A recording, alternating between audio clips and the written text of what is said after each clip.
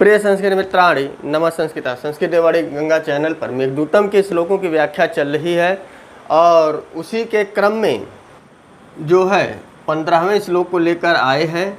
इसके पहले हमने 14 श्लोक तक की व्याख्या कर ली थी और उसके बाद इससे बनने वाले प्रश्नों को जानेंगे और इसकी व्याख्या को समझेंगे। तो आपका समय न लेते हुए, हाँ, यदि इस चैनल पर आप पहली बार जुड़े हैं, नए हैं, तो आप हमारे इस चैनल के प्लेलिस्ट में जाइए। वहाँ पर सारे वीडियो आपको क्रम से मिलेंगे। सारे ग्रंथों के अलग अलग जो है भाग बने हुए हैं, एक क्रम में आपको वीडियो मिलेगा। तो आपका समय न लेते हुए वीडियो अगर अच्छी लगे तो लोगों तक शेयर कीजिए और ज़्यादा से ज़्यादा लोगों को जोड़िए। तो चलिए हमारे साथ वाचन कीजिए कि रत्न छाया व्यतिकरैव प्रेक्ष्यमे तत्पुरस्तात् वल्मीकाग्रात् प्रभवति धनुः खण्डमाखण्डलस्य येन श्यामं वपुरतितरां कान्तिमापश्यते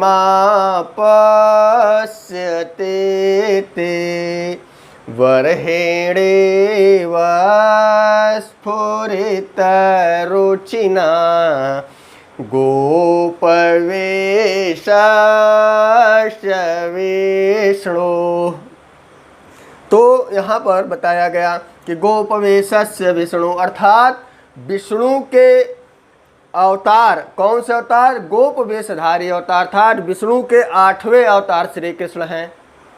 विष्णु के 8वें अवतार श्री कृष्ण हैं। तो गोप वेशस्य विष्णु से किसका बोध हुआ? श्री कृष्ण का बोध हुआ। और कैसे विष्णु? कि जो गोप अर्थात गोपाल का जो उन्होंने वेश धारण किया था श्री कृष्ण। और वह श्री कृष्ण क्या कैसे थे? कि वर्हेणेव अर्थात वह मोर पंख लगाते थे। वह क्या लगाते थे? मोर पंख लगाते थे। यू माने समान, यू माने की तरह।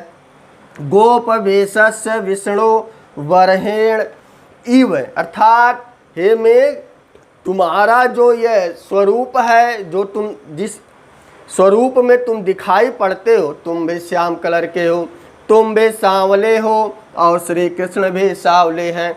उसी के समान स्फुरित रुचना, स्फुरित रुचना माने तुम्हारी कांति दिखाई पड़ेगी। अर्थात जैसे भगवान श्री कृष्ण पंख लगाकर देदीप्यमान होते हैं, सुशोभित होते हैं, अच्छे लगते हैं, सुंदर दिखते हैं, उसी तरह हे मेघ तुम भी दिखाई पड़ोगे।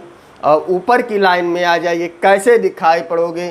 कि एनन श्यामम गोप वेशस्य विष्णु वपुः श्यामम, कि जो भगवान विष्णु अर्थात जो गोप वेश धारण किया था श्री कृष्ण का जो वपुः है वह श्याम है और तुम्हारा मेघ शरीर भी श्याम है। इसीलिए बोला एन श्यामम। तो एन ते माने जिससे तुम्हारी, श्यामम वपु तुम्हारा जो सांवला शरीर है, कांतिम आपत्स्यते तुम उसी कांति को, उसी आभा को, उसी जो है देदीप्यमान आभा को प्राप्त करते हो।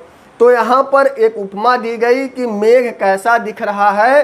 कि गोप वेशस्य विष्णु और गोप वेशधारी विष्णु के समान तुम भी सुशोभित लगोगे। तो एन ते माने जिससे तुम्हारी वपुः और श्यामम कैसी है? अतितिराम। अतितराम माने कहने का तात्पर्य अत्यधिक सुंदर, कांतिम आपस्यते प्राप्त हो जाओगे। कैसे प्राप्त होगे? ऊपर बताया गया। क्या बताया गया? कि रत्न छाया व्यतिकरैव, जैसे रत्नों में व्यतिकर माने सम्मिश्रण होता है, जैसे रत्नों का समूह हो और उसमें हर प्रकार के प्रकाश निकाल। आपने रत्न अगर देखा होगा या डायमंड देखा होगा तो उसको जिस तरफ से देखोगे हर प्रकार के उसमें रंग दिखाई देंगे, नीला, काला, और पीला हो जाएगा, बैगनी हो जाएगा, तो आप कैसे दिखोगे? रत्न छाया व्यतिकरैव, माने के समान। ऐसा मालूम पड़ेगा कि तुम्हारा शरीर रत्न छाया के समान है। अब कैसे छाया हो गई? तो नीचे दिया है कि बल्मिकाग्रात प्रभवति धनु खंडम आखंडलस्य। आखंडल माने होता है इंद्र, और धनु खंड माने होता है इंद्रधनुष। जो इंद्र का इंद्रधनुष है, उस इंद्रधनुष भाई, जैसे हम इंद्रधनुष को मेघ वर्षा काल में देखते हैं तो पृथ्वी के एक तरफ से उठकर दूसरी तरफ गिरा हुआ मालूम पड़ता है। तो बल्मिकाग्र माने मिट्टी हो गया, यह मिट्टी भी समझ सकते हो। तो कहने का तात्पर्य है कि वह इंद्रधनुष के बल्मिकाग्रात, ऐसा मालूम पड़ रहा है वह धनुष बल्मिकाग्रात से निकल रहा है। यहाँ पर क्या है? पंचमी का प्रयोग हो गया, बल्मिकाग्रात, अर्थात बल्मिका से निकलते हुए दिखाई पड़ोगे। इंद्रधनुष जो आसमान में निकला हुआ है वह ऐसा मालूम पड़ रहा है जैसे इस मिट्टी से निकले हुए, अर्थात बल्मिकाग्रात से निकलते हुए। और वह जो इंद्रधनुष है उसमें भी रंग पाए जाते हैं, और रत्न में भी रंग पाए जाते हैं, रत्न में भी रंग पाए जाते हैं, और इंद्रधनुष में भी रंग, और इंद्रधनुष में 7 रंग पाए जाते हैं। तो कहने का तात्पर्य है कि एतत् तत्पुरस्तात् प्रेक्ष, प्रेक्ष माने दर्शनीय, कि जब वह तुम्हारे सामने खड़ा होगा या इंद्रधनुष दिखाई पड़ेगा तो तुम्हारी आभा कैसी हो जाएगी? कांतिम आपश्यते, अर्थात उस गोपवेश विष्णु के समान तुम प्राप्त हो जाओगे। जैसे गोपवेशस्य विष्णु का रंग श्याम है, सांवला है, उसी तरह मेघ तुम भी सांवले हो। और कांति जो है तुम्हारी, ये कांति चमक तुम में कहाँ से आएगी? जब इंद्रधनुष तुम्हारे सामने प्रकट हो जाएगा, पुरस्तात्, सामने जब एतत् पुरस्तात्, अर्थात तुम्हारे सामने जब वह आ जाएगा तो उस इंद्रधनुष की कांति भी तुम्हारी क्या हो जाएगी? उस आपके मेघ के ऊपर पड़ेगी, तो तुम भी रंग बिरंगे हो जाओगे। कि रत्न छाया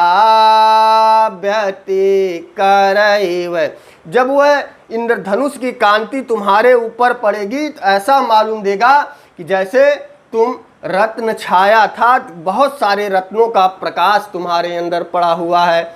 जैसे रत्न में सभी प्रकार के रंग दिखते हैं, उसे इंद्रधनुष में भी रंग दिखते हैं। लेकिन जो वह इंद्रधनुष का खंड माने टुकड़ा जब आपके सामने पड़ेगा तो तुम भी कांतिवान हो जाओगे।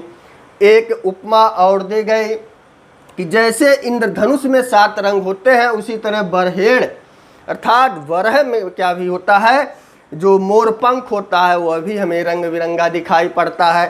तो जब वह रंग बिरंगा मोर पंख भगवान श्री कृष्ण अपने सर पर धारण करते हैं तो उनकी आभा, उनकी सुंदरता और बढ़ जाती है, रुचिना माने रुचिकर हो जाती है, अच्छी लगती है। उसी तरह जब आपके इस मेघ में या इस मेघ वर्षा काल में जब इंद्रधनुष निकलेगा तो उस इंद्रधनुष के रंग बिरंगे प्रकाश आपके ऊपर पड़ेंगे।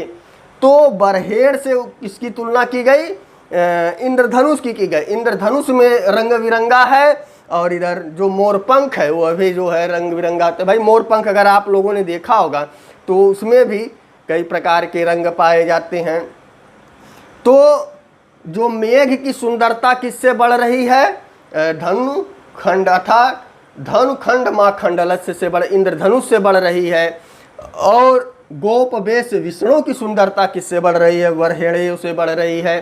कहने का तात्पर्य यह है कि जैसे ही मेघ में इंद्रधनुष उगेगा और उस इंद्रधनुष की प्रकाश आपके ऊपर दीप्यमान होगी, प्रकाशित होगी, तो तुम भी रंग बिरंगे हो जाओगे।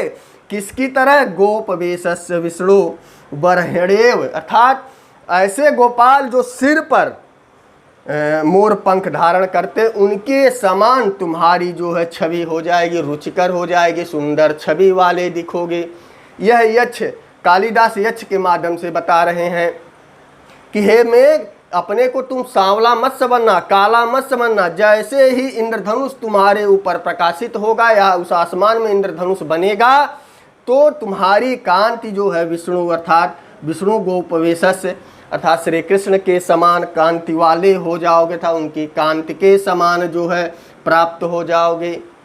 तो इन श्यामम बापुरतितराम, तुम्हार एना माने जिससे तुम्हारा बपुह माने शरीर श्याम रंग का है। भाई मेघ भी श्याम है और गोपवेशस्य भी श्याम है। तो वह जब उनको प्राप्त कर ले जाओगे अर्थात इंद्रधनुष तुम्हारे अंदर आ जाएगा, तुम्हारे मेघ के बीच में जब निकल जाएगा तो तुम्हारी भी कांति गोपवेशस्य विष्णु के समान हो जाएगी।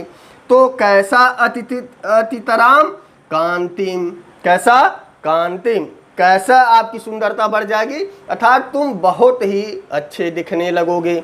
तो यह यक्ष ने जो है मेघ को बताया कि तुम अपने को सांवला मत समझना। तो यह इस श्लोक का भाव रहा। तो हम आशा करते हैं इस श्लोक का भाव आप तक पहुंच गया होगा।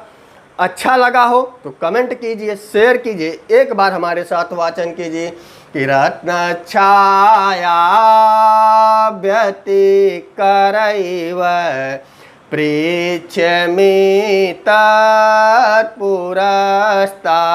जब इंद्रधनुष तुम्हारे सामने आ जाएगा तो तुम और दर्शनीय हो जाओगे। प्रेक्ष्यम माने दर्शनीयम, तुम और अधिक जो है दर्शनीय हो जाओगे।